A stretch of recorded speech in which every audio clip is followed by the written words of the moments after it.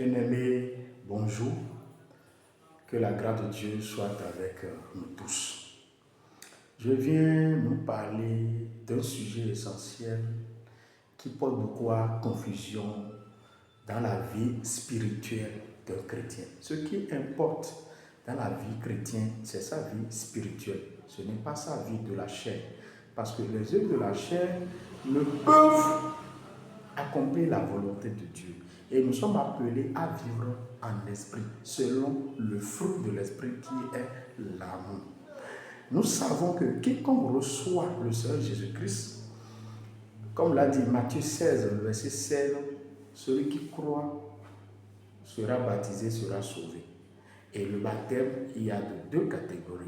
Il y a le baptême d'eau et il y a le baptême du Saint-Esprit. Et nous avons tous besoin du Saint-Esprit, car la parole déclare que c'est seulement ceux-là qui sont conduits par le Saint-Esprit qui sont fils de Dieu. Et Dieu n'a pas besoin des enfants, mais il a besoin des fils. Parce qu'il faut être fils pour être héritier. Quand je parle de fils, je parle aussi des femmes. Ça veut dire qu'il faut être grandi spirituellement. Comme l'a dit la parole de Dieu dans le livre de Galates, que l'héritier, tant qu'il est enfant, n'est différent en rien de l'esclave. Mais il faut que l'enfant grandisse pour qu'il soit fils avant de pouvoir régner, avant de pouvoir gagner, avant de pouvoir décréter, avant de pouvoir posséder. Alors, en tant qu'enfant de Dieu, nous avons besoin donc d'être remplis par le Saint-Esprit pour pouvoir posséder, pour pouvoir vivre une vie qui manifeste Christ, une vie qui manifeste la gloire de Dieu. Et pour cela, nous devons avoir une bonne relation avec le Saint-Esprit.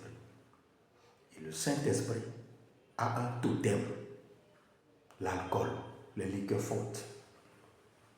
Consommer de liqueurs fortes n'est pas un péché, mais c'est un totem pour le Saint-Esprit. Si nous lisons bien la Bible, dans le livre de Proverbes, dans beaucoup de, même depuis Genèse jusqu'à dans le Nouveau Testament, l'alcool a été déconseillé à tous ceux qui auront une destinée incroyable avec Dieu. Tous ceux qui doivent accomplir de grandes choses, l'alcool les a été déconseillé. Ouais. Et tous ceux qui ont été exemplaires dans la consommation de l'alcool, qui ont développé un amour pour l'alcool. Parce qu'avant de développer un amour pour l'alcool, on ne devient pas l'alcool alcoolique du jour au lendemain. Il faut consommer un peu avant de devenir expert en cela.